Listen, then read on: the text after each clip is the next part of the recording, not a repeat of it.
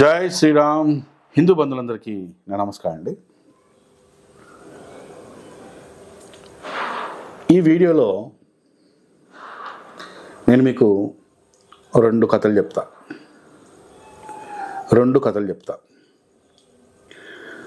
First కథ చెప్పిన తర్వాత నాకు కింద కామెంట్స్ పెట్టండి. వీడియో ఆపి కామెంట్స్ పెట్టండి, మీకు ఏమనిపించింది. రెండో కథ చెప్పిన తర్వాత మళ్ళీ పాజ్ చేయండి, మళ్ళీ కింద కామెంట్ పెట్టండి. పూర్తి వీడియో చూసిన తర్వాత మళ్ళీ కామెంట్ పెట్టండి. ఈ వీడియోకి చూస్తున్న ప్రతి ఒక్కరి దగ్గర నుంచి నాకు కామెంట్ కావాలి, చాలా ఇంపార్టెంట్ ఇది. నేను ఇది మిమ్మల్ని డిమాండ్ చేస్తున్నాను అనుకోండి. ఐఎమ్ డిమాండింగ్ యూ, అంతే. ప్రతి ఒక్కరూ ఫస్ట్ కథ అయిపోగానే ఒక కామెంటు, సెకండ్ కథ అయిపోగానే ఒక కామెంటు, పూర్తి వీడియో అయిపోయిన తర్వాత ఇంకో కామెంట్ కావాలి నాకు. Okay, right. నెంబర్ 1 కథ.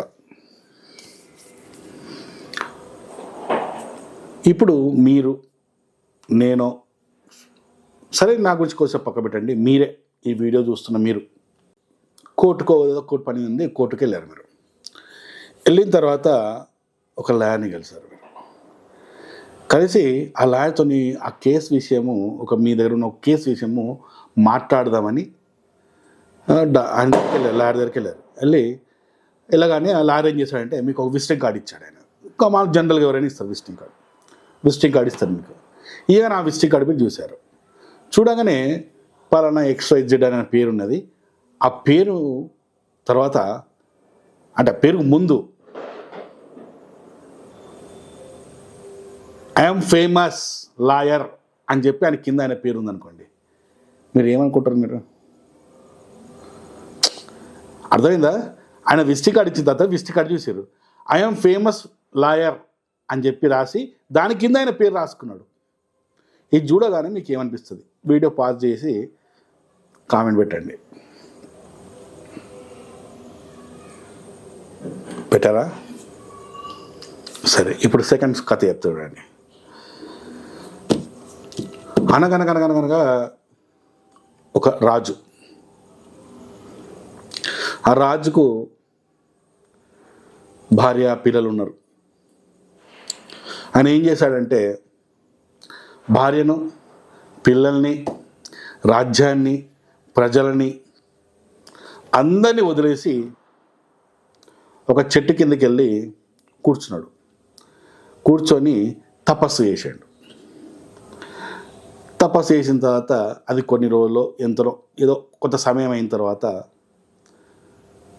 అతను అక్కడి నుంచి లేచి ఊర్లోకి వచ్చి ప్రజల దగ్గరికి వెళ్ళి ఆయన ఏమంటుండంటే, నాకు జ్ఞానోదయం కలిగింది. ఈరోజు నేను వెళ్ళి ఆ చెట్టు కింద కూర్చొని తపస్సు చేయగానే నాకు జ్ఞానోదయం కలిగింది అని చెప్పుకున్నాడు. ఇప్పుడు నాకు కామెంట్ కావాలి కింద. నాకు ఈ సెకండ్ స్టోరీ విన్న తర్వాత మీకు ఏమనిపించింది చెప్పండి. నాకు కామెంట్స్ రాయండి. ఇప్పుడు ఈ సెకండ్ స్టోరీ వినగానే మీకు ఒక వ్యక్తి గుర్తు రావాలా, గౌతమ బుద్ధుడు.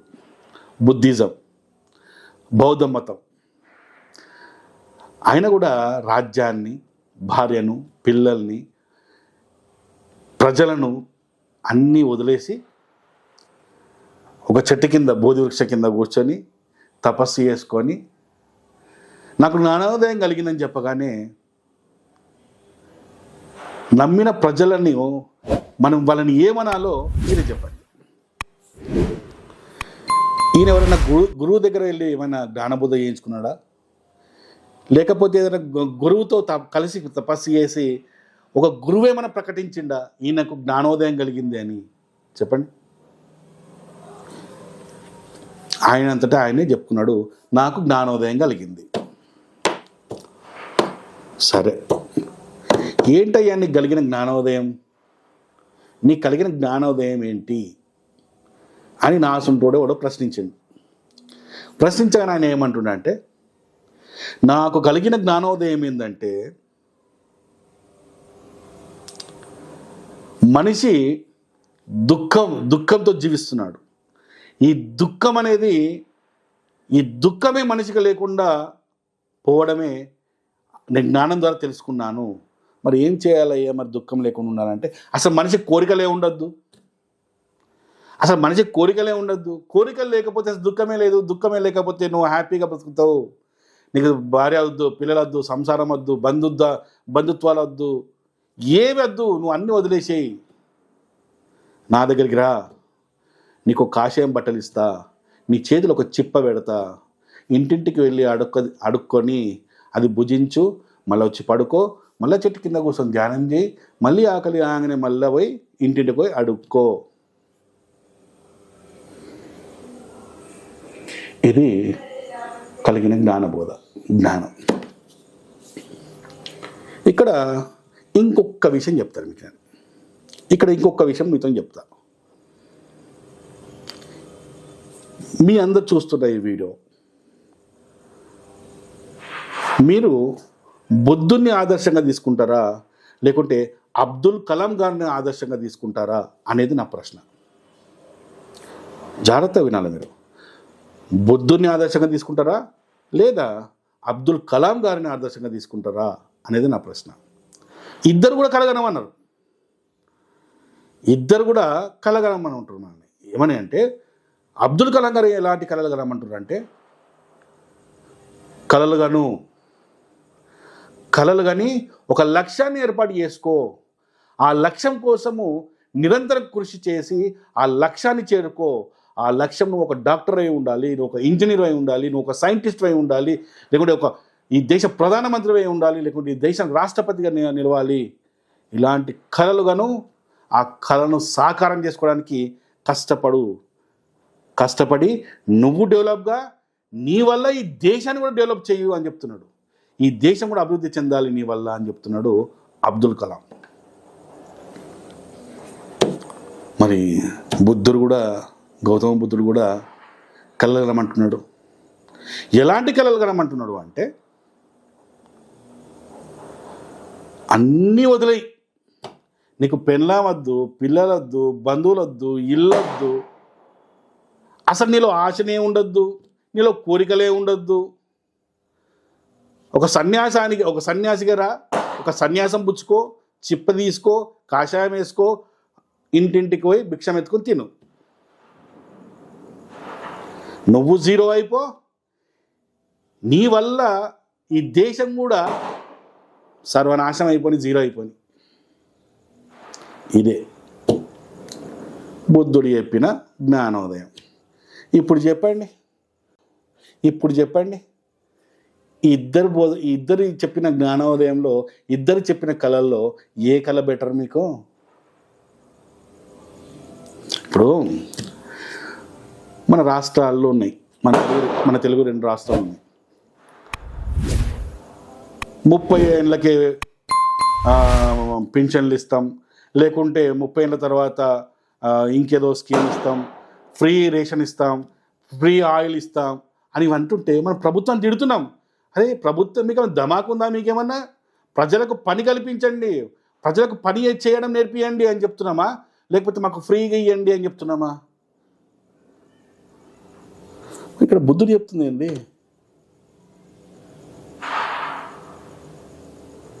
ఇదేంది? ఇప్పుడు మనిషి అన్నవాడు కోరికలు లేకపోతే, లక్ష్యాలు లేకపోతే వాడట డెవలప్ అవుతాడు. వాడు పుట్టిన దేశం ఎలా డెవలప్ కావాలి? దేశంలో ఉన్న ప్రతి ఒక్కరు, ఈరోజు బుద్ధిస్ట్లో ఉన్న అందరూ కూడా, మీరు కూడా సన్యాసం తీసుకొని, చిప్ప తీసుకొని, ఇంటింటికి భిక్షం ఎత్తుకొని బ్రతకాలని చెప్తే దేశ పరిస్థితి ఏం కావాలా? దేశం అభివృద్ధి చెందాలా లేకుంటే దేశం సర్వనాశనం కావాలా? మీరే చెప్పాలా. ఇదే బుద్ధిజమా? ఏం చెప్పింది బుద్ధిజము? సనాతన ధర్మంలో లేని కొత్తది బుద్ధిజం ఏం చెప్పింది? అహింసో పరమో ధర్మ అంటవా?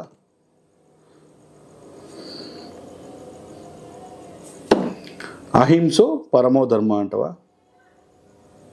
అది మా సనాతన ధర్మంలో కూడా ఉంది కదా. నువ్వేమంటున్నావు? దేవుడు లేడు అంటుంది. దేవుడు ఉంటే నువ్వు నాకు దేవుడు ఉన్నాడు అని చెప్పి నేను దేవుని మొక్కుతుంటే మీకు వచ్చే నష్టం ఏంటి? మీకు వచ్చే నష్టం ఏంటి?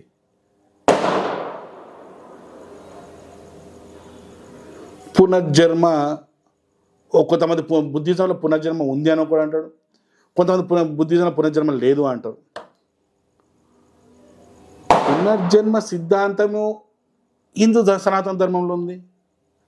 భగవద్గీత ఒకటే చెప్తుంది, పుట్టినవాడు చావక తప్పదు, చచ్చినవాడు మళ్ళీ పుట్టక తప్పదు అని భగవద్గీత చెప్తుంది కదా. పునర్జన్మ లేదని చెప్తున్నారా బుద్ధిజం ద్వారా? సరే అట్లనే అనుకుని కూర్చోండి మీరు.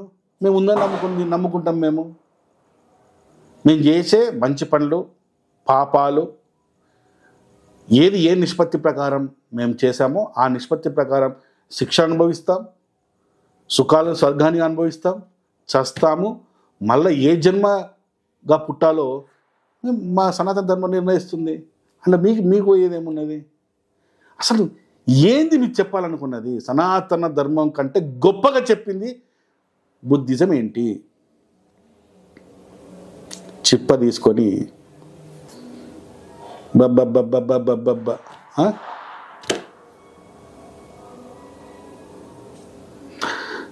ఈ వీడియో చూసిన ప్రతి ఒక్కరు మీరు ఆలోచించుకోండి. మీరు నాకు కామెంట్స్ రూపం రావాలి, సమాధానాలు మాత్రం ఖచ్చితంగా కావాలా. ఈ వీడియోకి మాత్రం నాకు ఖచ్చితంగా కామెంట్స్ కావాలి. నాకు వీలైతే ఫోన్స్ కూడా చేయండి. ముఖ్యంగా బుద్ధిస్టులు మరియు అంబేద్కరిస్టు తమ్ముళ్ళు, మీరు నా నంబర్కి ఎనీ టైం కాల్ చేయొచ్చు. కింద ఇక్కడ నా నంబర్ ఉంది, లోగోలో కూడా నా నంబర్ ఉంది. హ్యాపీగా నాకు కాల్ చేయొచ్చు. ఓకే, ఒక్క నిమిషం. ఈ వీడియో తర్వాత నెక్స్ట్ వచ్చే వీడియో ఏంటో చెప్పాలనా? ఈ దేశంలో బుద్ధిజం పుట్టిన తర్వాత ఈ దేశం ఎంత సర్వనాశనమైందో వివరించే వీడియో నెక్స్ట్ వీడియో తప్పకుండా చూడండి. Thank you. జై శ్రీరామ్.